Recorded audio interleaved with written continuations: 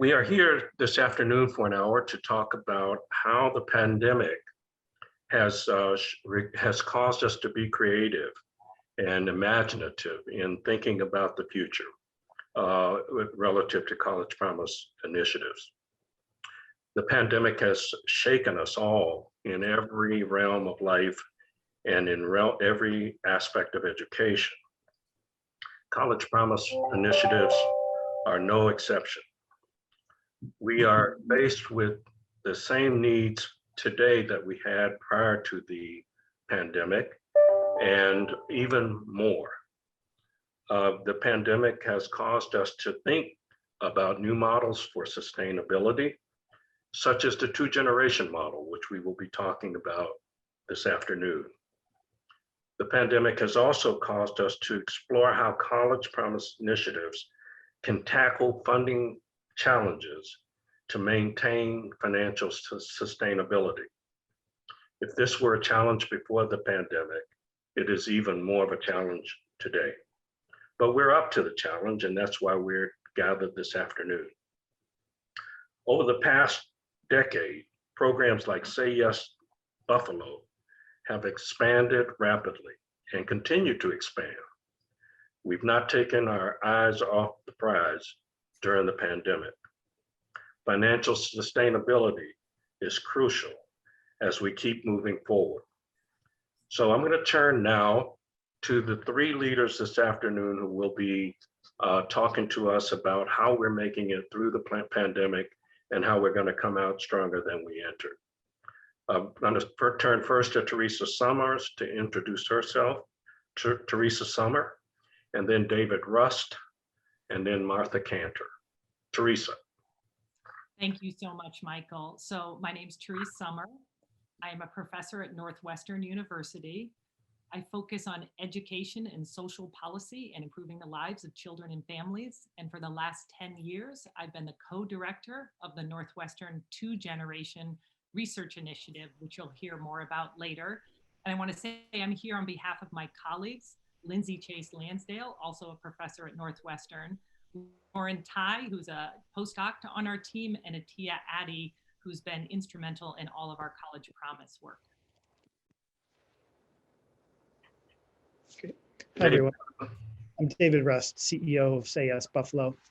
We are around a 10-year-old Promise Plus program. I'll explain what the plus means. We were founded at a point in Buffalo when our economy was in dire, we were rebounding by most measurable accounts, but the educational performance in our city schools had really dipped out at a 49% graduation rate, even lower for students of color. We spent the last decade forming our Promise program, and it's had tremendous impact in our community with a graduation rate in our city schools that's moved from 49% to 76%, a 23% increase in post-secondary matriculation, a 3 percentage point increase in post-secondary completion with comprehensive supports in place that I will talk about later. We have a tremendous team here, a diverse team, 70% leaders of color. And we've spent the last year meeting the needs of our community, but also growing and evolving. And I'll talk about that a bit more later. So thanks for having me today, Martha and Michael, and looking forward to a good discussion with everyone. Thank you very much, David. And Martha Cantor, CEO of College Promise and former U.S. Undersecretary of Education. Sure. So I run College Promise. We're a national nonpartisan nonprofit initiative that supports hundreds of local and state promise programs throughout the country, like Say Yes Buffalo. All of them are focused on giving our nation's students financial and student supports for their success in college, career, and community. Those are our 3 C's.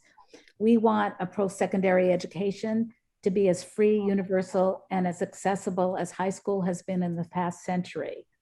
And we promote the expansion and sustainability of quality promise programs. We support promise leaders around the country, and we share the latest research and policy solutions so that we can empower youth and adults to really reach their potential, eliminate barriers to opportunity, close equity gaps, and build the equitable pathways to and through the middle class. Thanks so much, Michael. Thank you, Martha. I'm Michael Nettles, and I'm Senior Vice President for the Policy Evaluation and Research Center at ETS in Princeton, New Jersey. And I've been proud and and privileged to work with College Promise and Martha Cantor over the past 7 years to think about financial sustainability models. And that was pre-pandemic. But now we've been faced with new challenges. And Martha, I'm going to turn to you first and ask you if you could talk a little bit about financial sustainability and new ideas for sustainability and what's on the horizon for College Promise. Sure, happy to do that. So we've got a slide that is just the slide to our website that you'll see. And, you know, it's exactly what we want. We've had high school for more than a century. Can we go beyond that? So you're seeing around the country tuition-free college proposals, free community college proposals. You see a lot of local and state programs growing these kinds of programs. And pretty much we try to report on that with the community as much as we can through COVID. We're not through it yet, but we are hopefully navigating through this pandemic as best we can. The programs around the country are giving scholarships, and their goal is to eliminate or reduce tuition for eligible students, and at the same time give them supports to enable them to access and move through college into careers or through careers if they're already working. And, you know, back in 2015, President Obama announced the College Promise. He didn't serve on it, but he did ask Second Lady Dr. Biden, who was a community college professor and is still a community college professor, and the Honorable Jim Geringer, who was widely respected, 8-year former Republican governor of Wyoming, who actually established a statewide promise, to lead the board. And we set out at that time to grow hundreds of College Promise programs across the country. We use a collective impact whole family model that Therese Sommer will tell you about, bringing public and private sector leaders together to build and sustain what we want for every community, a college-going culture, and the scholarships and student supports that enable their success. So now we're in our 6th year.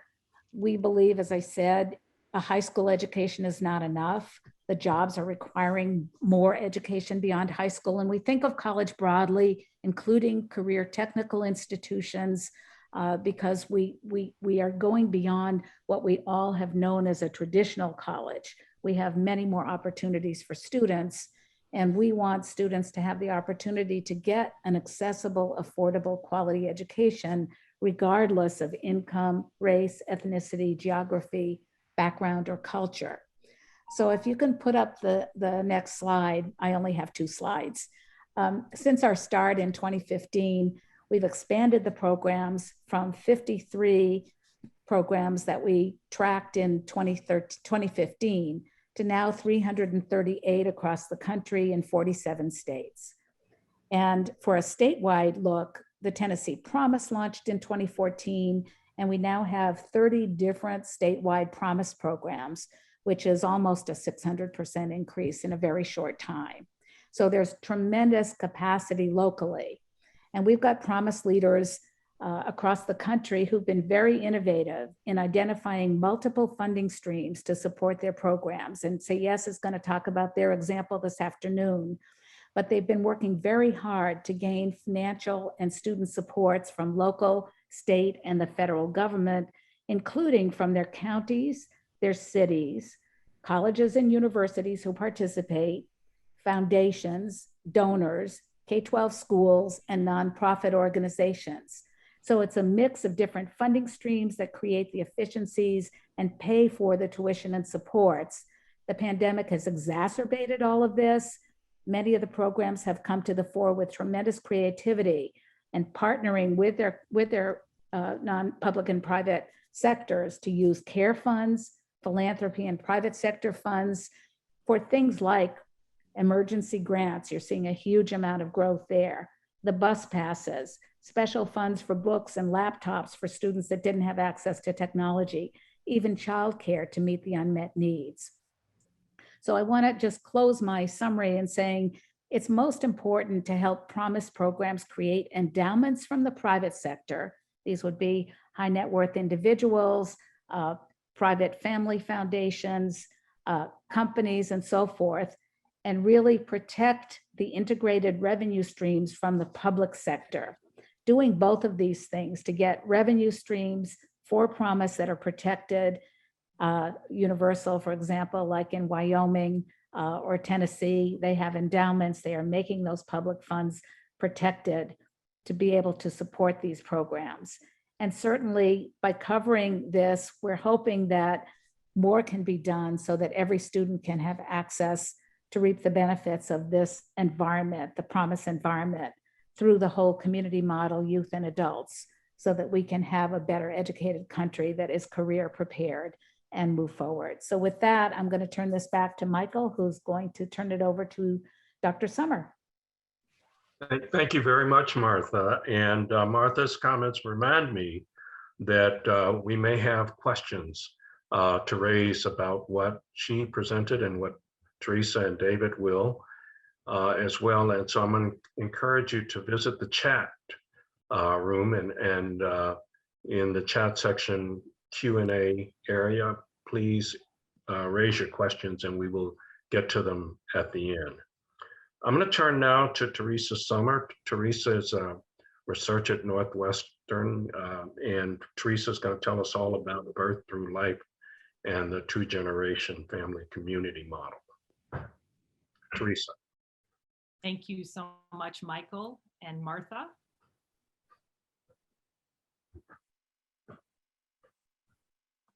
So I'm ready to go ahead. I didn't see my picture yet. We can see it. Oh, you can. Okay. Yes. Thank you so much. I'm going to be speaking about what we call two-generation education strategies or family-centered strategies to improve family economic mobility. Next. So what I'm going to do is quickly give our definition of a two-generation approach, talk about the key principles from developmental science that inform this approach, and then really dig into some evidence. And I'm going to look at two very different programs over different lengths of time. The first, Career Advance, we've been studying for over a decade, and it involves quality Head Start with career training for parents. And then evidence from a newer model closer to everyone in the audience here, it's Hope Toledo's Promise two-generation approach to college promise. Next. So what is a two-generation education intervention or a family-centered whole family intervention? Interventions that link education programs for both children and youth and parents in the same family at the same time. So for children, we're talking about a range of educational programs across the lifespan. It could start with pre-K or Head Start and move into elementary or post-secondary education. And for parents, we're talking specifically about post-secondary education, particularly career training. Next. And what's critical is that many programs, past two-generation efforts aren't, there were many in the 1990s, but many seem to fail to achieve the educational outcomes they sought because they were light touch or referral. And this current movement is focusing on high quality and intensive programs for both generation, not one or the other. Next.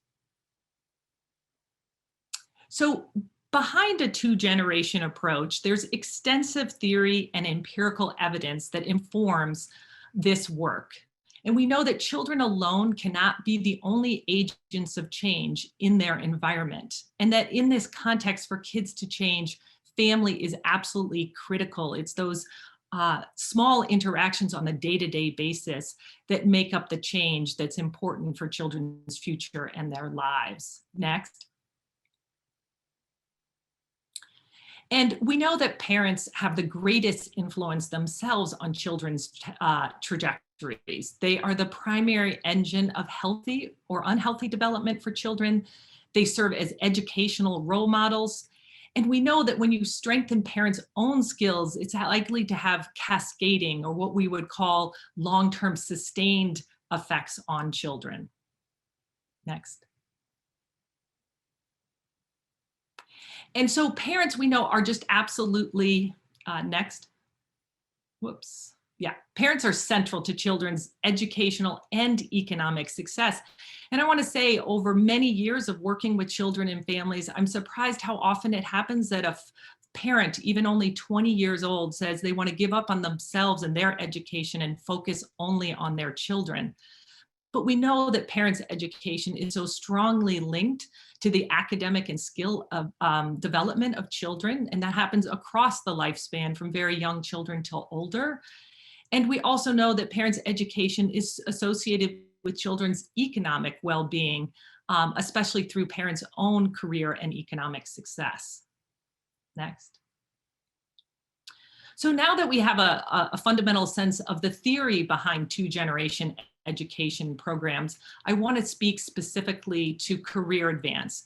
Career Advance is a Model 2 generation education program. It began in 2010 and is delivered by a large anti-poverty agency in Tulsa, Oklahoma. Next.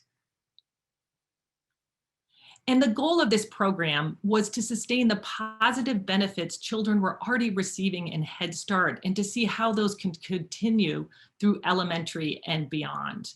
And so the solution in this case, through private philanthropy and public funds, was to invest in the education of parents, specifically careers in healthcare where there were high demand jobs.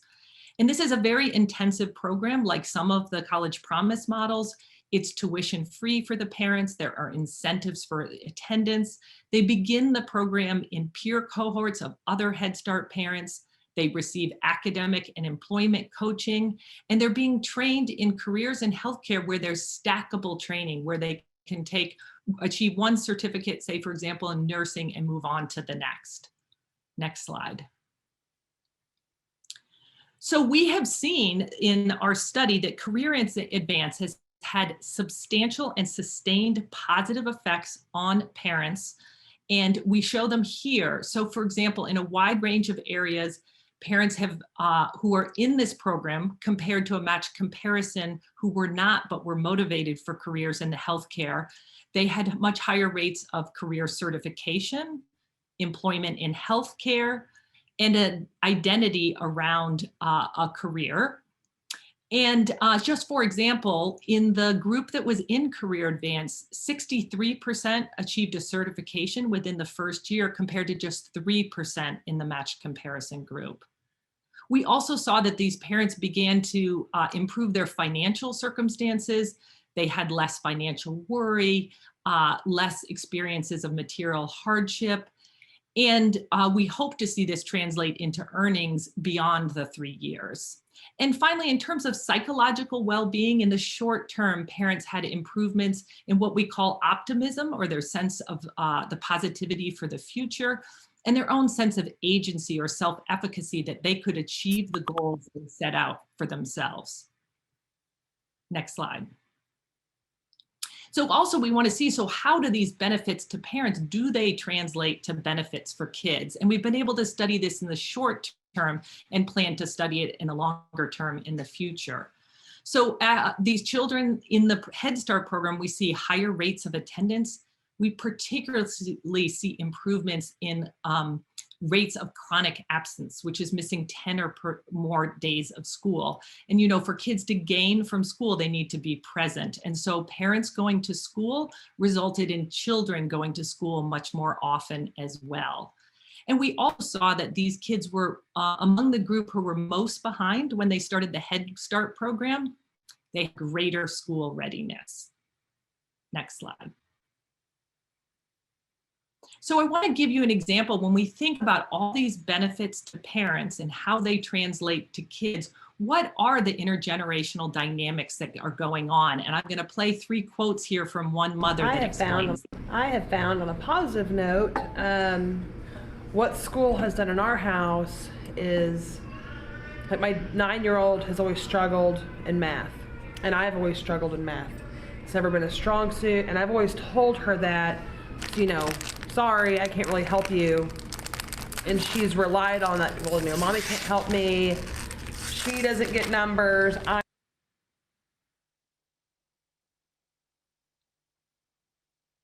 have found on a positive note, note. yeah. Well, when What I got school put in has this done an- math I tutoring have class.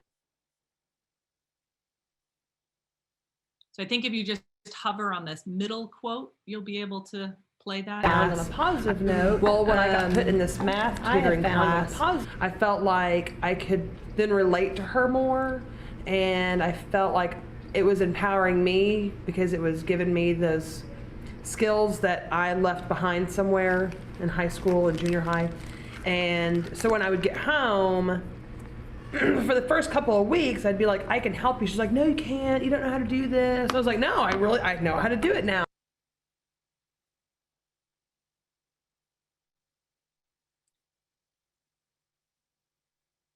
So I feel like, one, I wasn't getting so upset with her because now I know the material and I understand it and I'm getting it. So it's helping her to feel better about herself. And I feel better about myself because for all these years, it was embarrassing to tell your 9-year-old, sorry, I can't help you with this because I don't know it myself. Right. And now so I feel like that's been a positive, is that I can guide them better. Now that I have the information, I can help them better.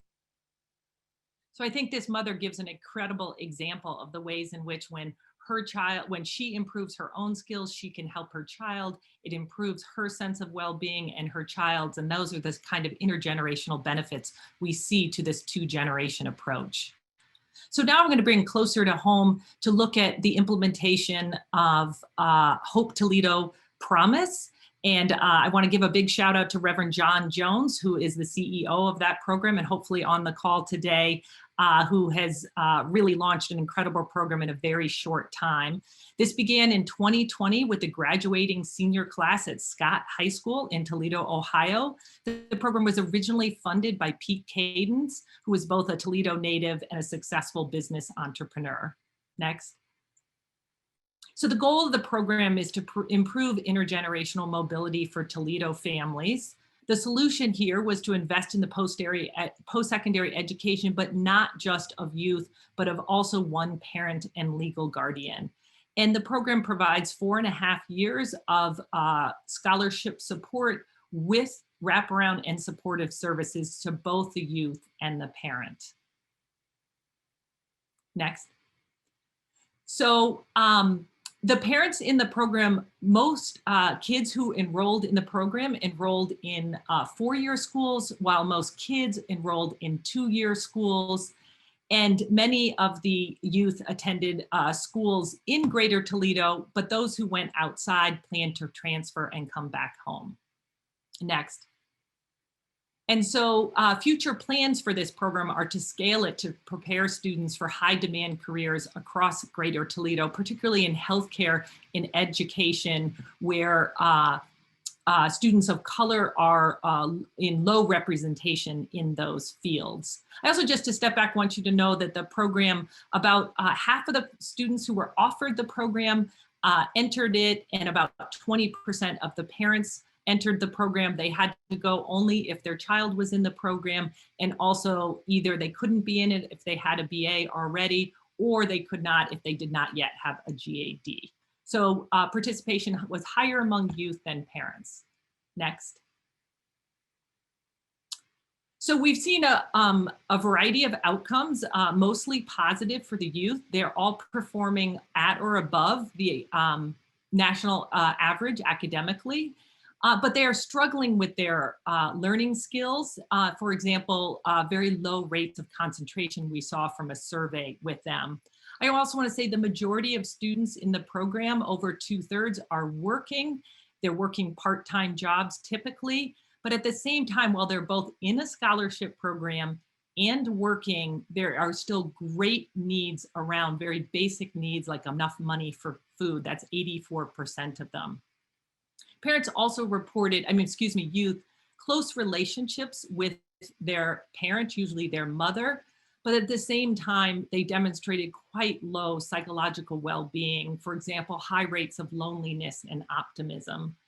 And to Michael's earlier point about COVID, next, we really wonder how much did COVID affect these outcomes. It's not to say that some of them couldn't have already been there, but overall, students reported quite a bit of loneliness, feeling they had a very different college experience and the distance of remote learning as a great struggle for them.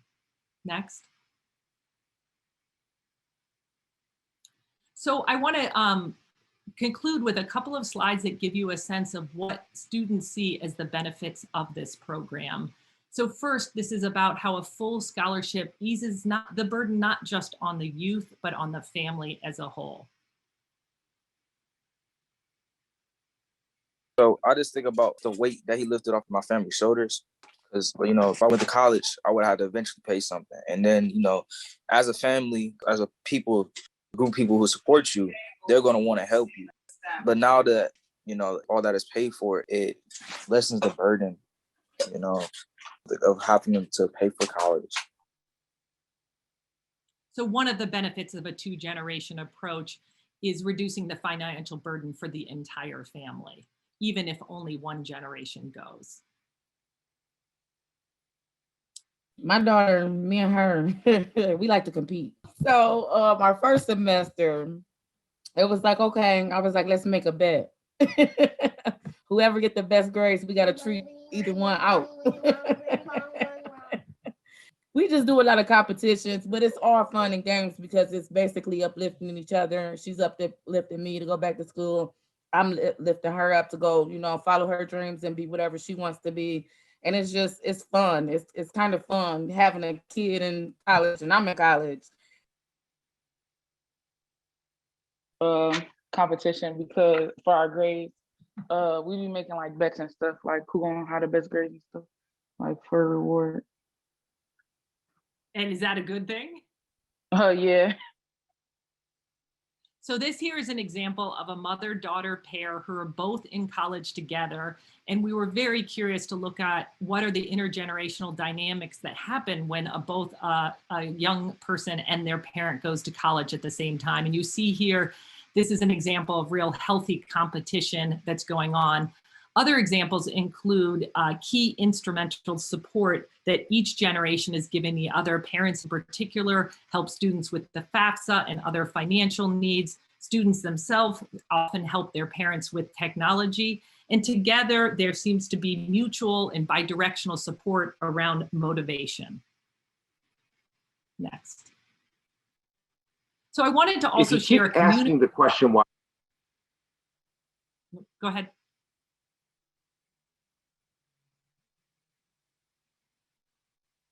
That's okay. Go ahead and play the quote. I'll speak after.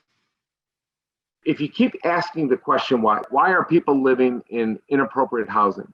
Why do they have food issues? Why? And you keep asking the question why, you eventually have to arrive and understand it is the outcome of 400 years of systemic racism in this country. And if you understand that, then the need is not limited to one age group. And I think what Pete was able to do is help tear down some barriers, some inequity, some disparities, and do it not just for a younger generation, but for that parent group. I thought that was powerful, that it's recognition that, look, the need doesn't stop at a certain age. So this is an example of one community member's perspective on why a two-generation approach is essential, and that was universally held by all of the leaders we spoke to in the community. So to wrap up, what are some of the lessons learned here? Importantly, the family has an enormous impact on children or youth development. And of course, those are especially critical in the early years, but it's never too late.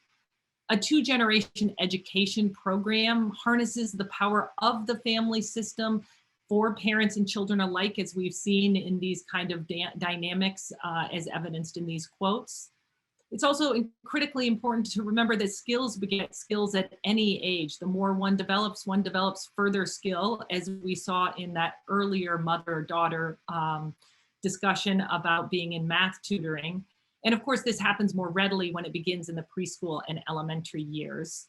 So now we're going to turn to Say Yes Buffalo, which is a program that really exemplifies this kind of early start to college promise and about developing college and career identities and behaviors at a young age so that there is greater success when children enter college.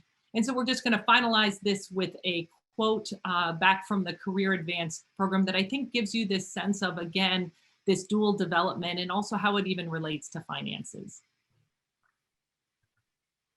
I come from a background of a family that nobody went to college ever.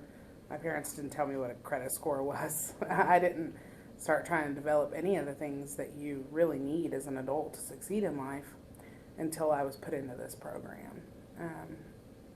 Because I just had no clue how to even go about it. So it's changed my perspective a lot. And I think that's going to influence my children because they're going to be exposed to me going to school, me persevering, me working through these things, and that's going to change who they are ultimately. You know, my son knows about a savings account. We talk about these sort of things that my parents and their parents and our generation of coming from low income just didn't do. So it's just an example of those multi-generational effects when you address the whole family and not just one individual generation. Thank you, Teresa, and thank you very much. And David, it's hard to believe that Say Yes Buffalo has been underway for 10 years now. You've got lots of outcomes. You can talk to us about persistence, and especially talk to us about how COVID has affected you and your plans going forward. Got it, Michael. I also have a deck that I'm going to share, so I'll get that started here. So once again, hi everyone, David Rust, CEO of Say Yes Buffalo. If we can go to the next slide, please. I'm going to share a little bit about the Say Yes model, and I would be remiss if not noting the contributions to this entire country from philanthropist and business leader George Weiss, who founded Say Yes to Education over 30 years ago with the promise of a post-secondary scholarship for young people in our country, leading them to a good job and economic mobility. Over the years, we've implemented this model in Buffalo, and it's focused on scholarships, comprehensive supports, which will ultimately lead to stronger public schools, increased post-secondary completion rates, and finally, economic revitalization of our community, in my case, which is Buffalo. Next slide, please. So when Michael speaks to outcomes, you know, at the end of the day, we're a collective impact model. We've asked our community, private sector, our local politicians, our colleges, our union leadership, parent leadership, to put a lot of time, energy, and political will into this work. I think working public-private partnerships are few and far between. You know, I had noted when we launched Say Yes Buffalo, our city was rebounding by most measurable accounts. The infrastructure of Buffalo was looking better. I view our work as the intellectual infrastructure. You know, in our region, we're calling for 165,000 open jobs in the next decade, 2/3 requiring some type of post-secondary credential. And with the intensive effort that we've undertook and with the collective impact model, you know, it was really important that we did have compelling outcomes, as Michael has spoken to. You know, so a couple notes here. In close partnership with our public schools, our high school graduation rate is up 27 points since we launched in the last 8 classes. The college going rate, and we view college broadly, a certificate, a 2-year degree, and a 4-year degree is up 23%. Finally, I'll go to the next slide here. We'll note that our post-secondary completion is up significantly versus New York State and nationally. We're up 3% here. This is the hardest indicator to move of any metric.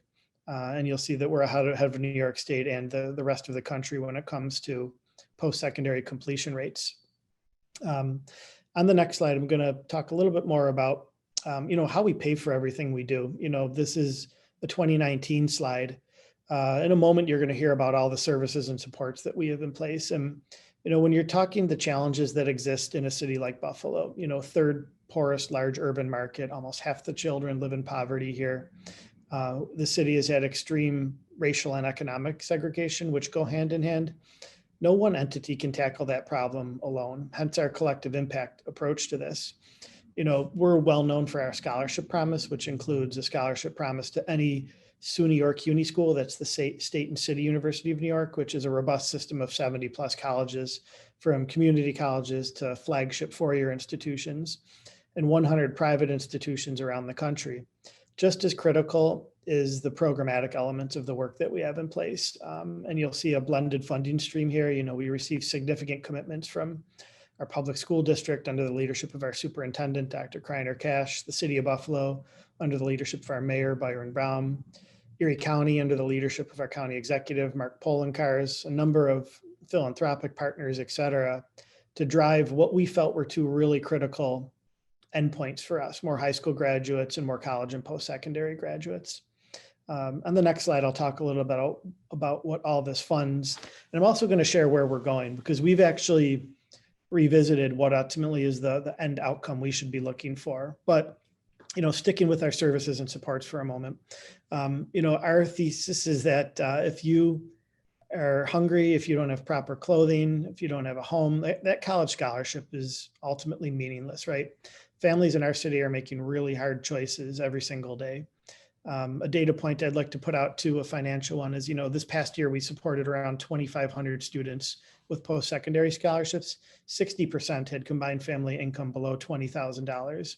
So the need is extreme, and hence these services in place, starting with early childhood screenings, social service and health caseworkers embedded in our public school buildings, satellite mental health clinics run by our behavioral health agencies run in our public school buildings, civil legal services, immigration, social service access, benefits, family law. Summer camps available, which we're running now for students in pre-K through 6th grade, after school programs funded by our public school district in all buildings, parent centers and Saturday programs. We run a full community schools model here under the leadership of one of my wonderful colleagues, Tanya Staples. Pre-pandemic, we are on pace for 70,000 visits into those, and those are going live again in September. Also with some pre-college services, you'll see, college and financial aid assistance, mentoring, a Boys and Men of Color initiative, given that young men of color have been hit worst in our community, as in many other cities across the country, a college transitional curriculum, apprentices, ultimately leading to our college supports on the far left. One of our real lessons learned is there's wonderful supports on our college campuses, and we needed more of those. So under the generous support of a Bill and Melinda Foundation's grant our community earned a few years back with Say Yes Buffalo as the intermediary, we were able to take these services and supports that existed in the public schools and embed those onto our college campuses as well, our 4 largest feeder institutions, ultimately leading to greater persistence for our students when they could work with a case counselor on campus. If, I go to that individual and say, I'm hungry and I don't have easy transportation to school and I'm struggling in math, that individual can make good connections to the services needed so a student can persist and complete. So while not a silver bullet, we were meant to provide systemic access to services for students in our public school buildings and in our campuses. And I would note our public school buildings underwent a $1 billion rehab in the last 15 years. And they're some of the best structural buildings you'll find anywhere in the country. And now they're open extensively for kids and families, as they should be, to allow students to access the services that they need. Next slide, please. So, Michael had asked a little bit about our, how the pandemic impacted us. I think you'd find familiar stories. We needed to provide technology to our students that were on campus.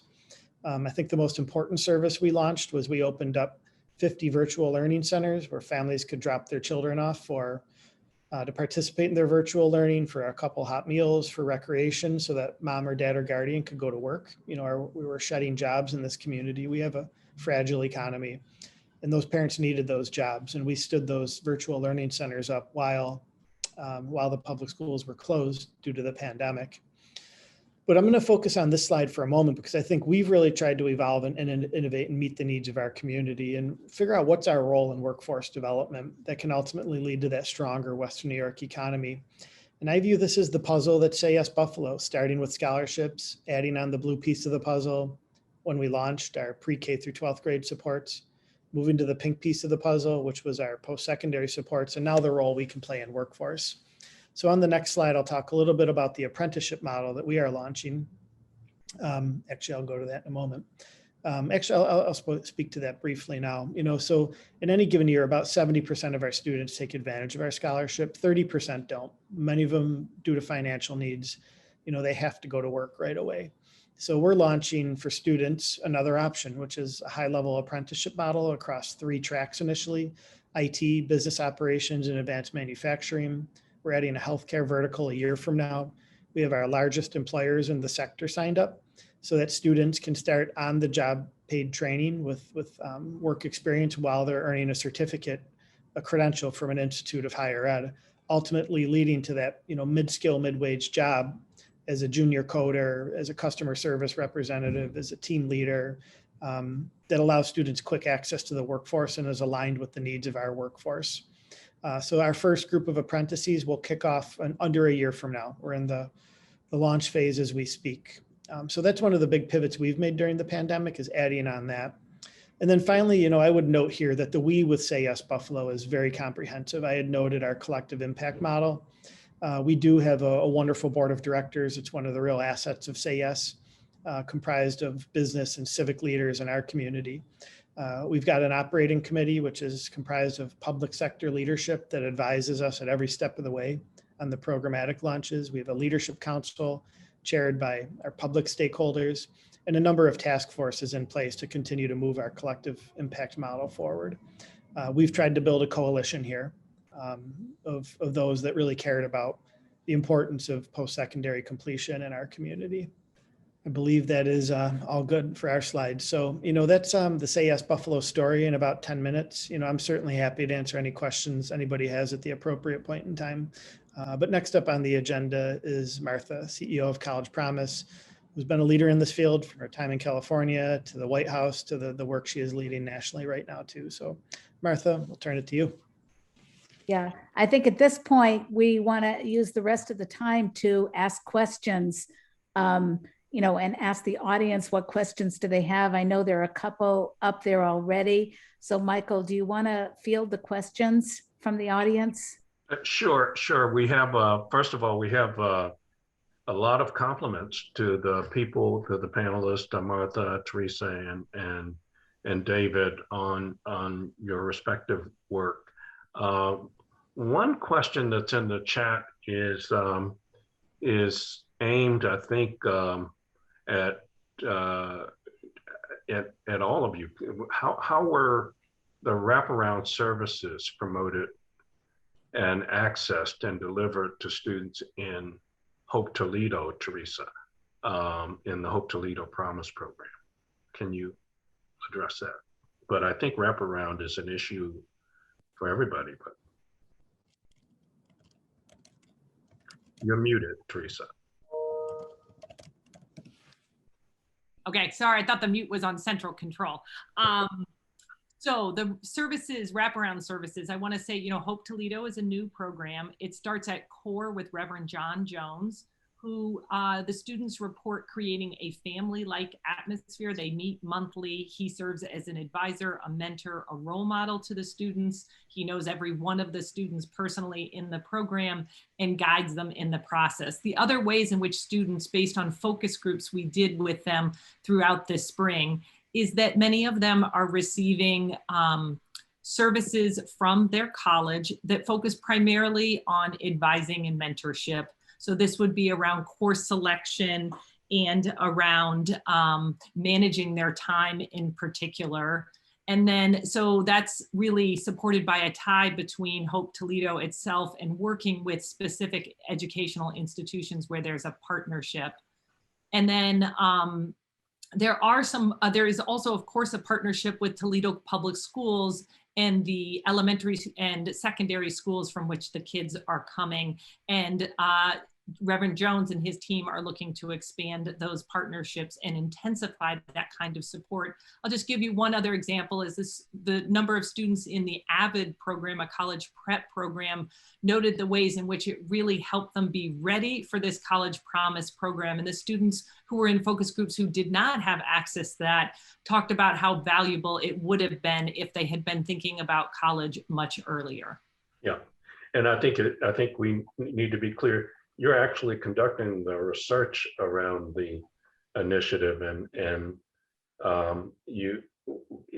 that's the wraparound services are included in what you are examining.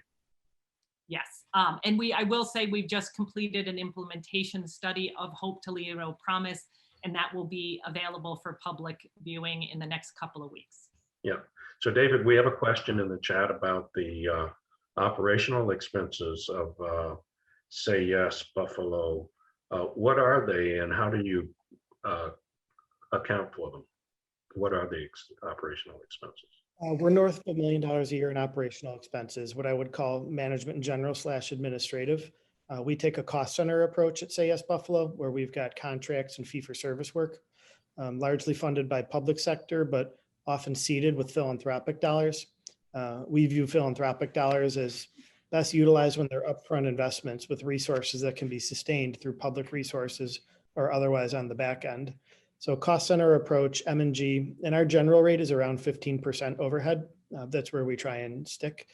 This year, our budget we passed was 17.5 million, including scholarships. So that's the approach we've taken, and I think is the right one for promise programs looking to add on programmatic elements, but need to fund the infrastructure that comes with them. Great.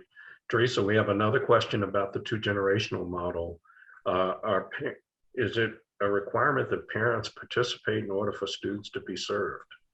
Yeah, thank you. That's a very important question. I do wish Reverend John Jones is the leader of the program we're answering these, but I will answer for him, although he's welcome to add to the chat where I know he's on. So the program, its basic design is it goes to the student first, and a parent can only participate if their student does participate. And then parents are eligible but not required to participate. And as I said, the participation rate of the parents has been probably a little bit lower than expected, but in our interviews and focus groups, parents in particular talked about how much time they needed to adjust to this kind of opportunity, to rethink their career interests and opportunities and how to balance with their care and financial needs. And so there was the implication in the focus groups that more parents are interested, but that there would need to be a longer time horizon for them to take up this opportunity. Thank you very much. And David, there's some interest in the apprenticeship model in Say Yes Buffalo. Can you talk a little bit about that? Yeah. You know, we have, I'd mentioned earlier, our economy is somewhat fragile here, and that was certainly came forward through the pandemic, you know, somewhat reliant on a gig economy. In fact, if you look at our largest employers here, number one is education services, which is largely public sector. Number two is government. We need private job sector growth. There's just no debate about that. And I'd mentioned the open jobs in our community. And the largest concentration of youth is in the city of Buffalo. That's our opportunity. If you look at those 165,000 open jobs, that many people are not moving to Buffalo and Western New York. We've plateaued in terms of job loss or, you know, population loss, but you know, we need to find creative avenues around workforce. There's a lot of good work happening from our Chamber of Commerce, from our community foundation. But ultimately, we settled on, you know, wouldn't it be wonderful if a decade from now we were able to fill every non-4-year degree with our local talent here? You know, my belief is that everybody has potential. Not everyone is given the same opportunity. So the goal, and one of the reasons people aren't given opportunity is financial means. So, you know, the apprentice is an earn while you learn model, where if you're interested in working in graphic design or at a bank or, you know, any of the opportunities I shared, there's a pathway for you to have work-based learning that you paid for, perhaps 20 hours a week, while you're earning that credential at an institute of higher ed or at a local intermediary, if it's in advanced manufacturing, that leads into a certificate that will continue to allow upward mobility. And, you know, in our region, the goal is around a $45,000 wage to start as that mid-skill, mid-wage opportunity. But I would note, you know, we've got large region national bank, actually. It's a top 12 bank in the country, M&T Bank, which has built a massive tech hub down the street with those entry-level jobs in the 70s, you know, and those can be accessed through an apprentice model, and they're signing up for it, whether it's through a certificate or a longer model that is a 2-year degree. But we felt the apprentice opportunity will remove the financial barrier that many of our families have when they're just faced with a really hard choice. You know, I may want to go to college, I may want to get a certificate, but pragmatically, I have to go to work for my family. So the earn while you learn model that culminates in a certificate, we feel that it's going to be a game changer for families that are making difficult choices in Buffalo and Western New York. We also feel we're going to take a regional approach to this. You know, we can build a bigger boat here, more verticals, more employers. we would love to have a pool of 500 to 600 apprentices on an annual basis to go along with the 2,500 students that are earning a 2- and 4-year degree. Yeah, great. Thank you, David. And in Martha's comments earlier, she talked about endowment in some places and as a strategy for, sustainable funding. Are there ideas? I think there's a question in the chat about sustainable models specifically for students. And I think typically when we talked about college programs, students are at the center, but this is a question for everybody. So let's start with you, Teresa. Have you observed anything in the two-gen model that you would advance as a positive practice for sustainable funding of students? Yeah, I think that's a bit of a hard question to answer, but I will answer it in the program that I've spent a lot more time with, which is the Career Advance program over the last decade. I know it's slightly different, but it is about investing in parents and children at the same time. And what's been amazing is how much it is a public-private partnership. The funding of the Head Start centers themselves began with a billionaire philanthropist in the local community. And then, of course, public federal Head Start dollars fund the ongoing high quality Head Start program.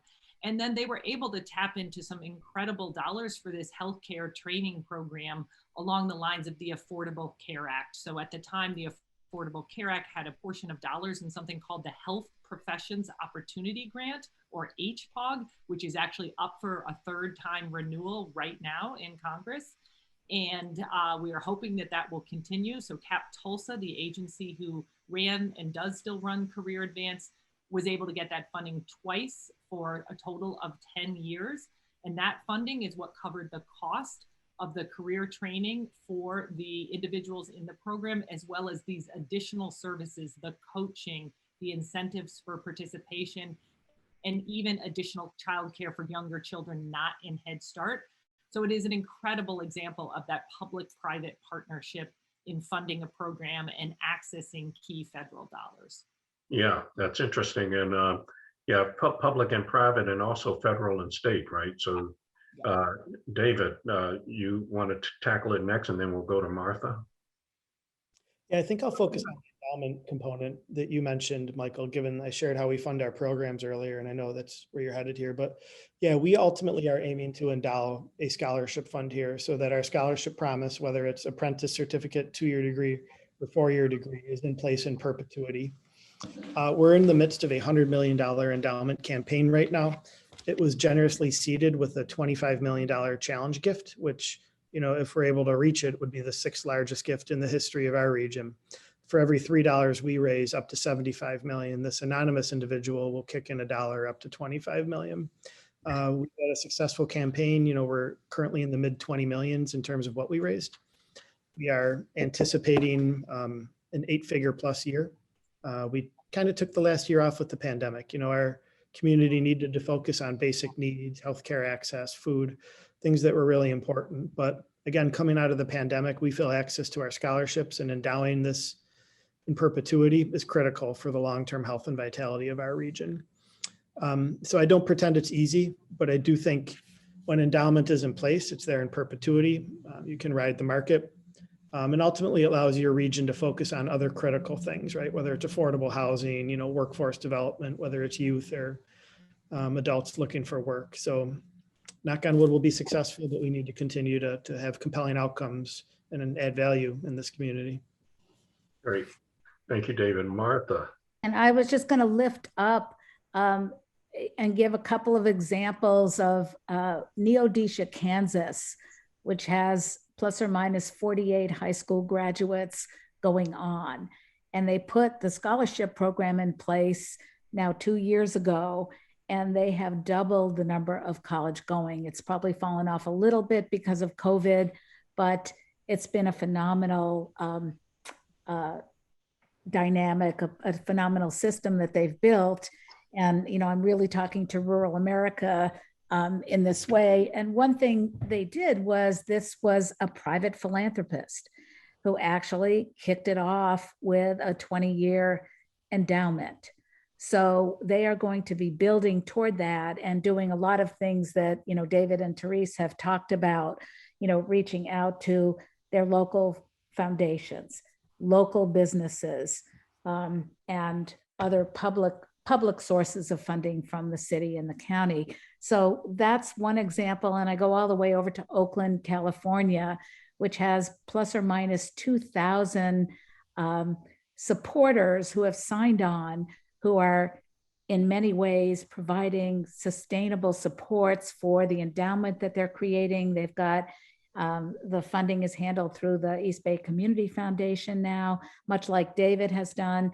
And it's very exciting to see these programs really thinking about, how to stabilize funding, especially now when there's so much need.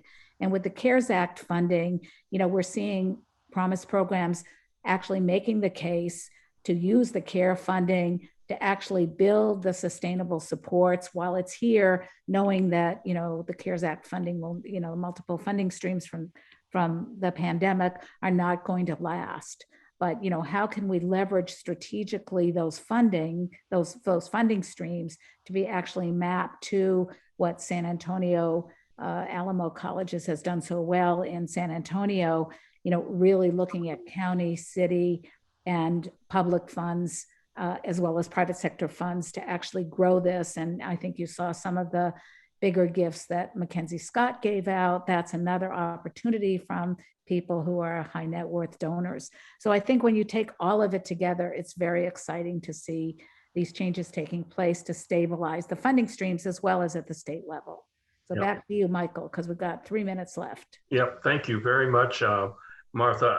I want to thank you for this afternoon, and the comments and the chat suggest that people join me in thanking you for those wonderful information, to quote someone in the chat, and they were very complimentary.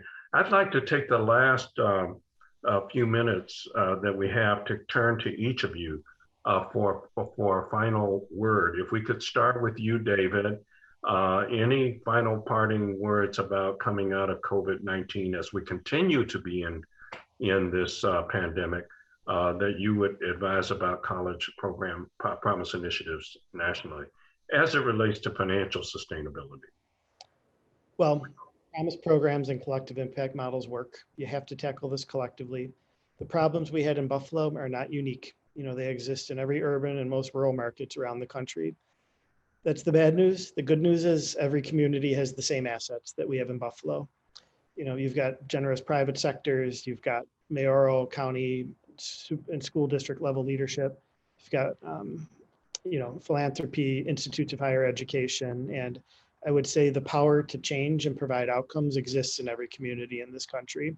And it's a great place to be convened out of community foundations or United Ways or other private foundations that want to make a big impact. And I believe there's no more important work that can be done in our country right now than the work of collective impact models, comprehensive supports, and promise programs. Thank you, Teresa. Yes, what I'm going to say was true before COVID, and like most other things is all the more true post-COVID. Can you hear me okay? Yes. Okay, so what I'd like to say is just to remember that youth or children alone cannot be the only agents of change in families, and that if we want to improve the economic mobility across generations, you're going to have to think about the family as a whole, as David just spoke of.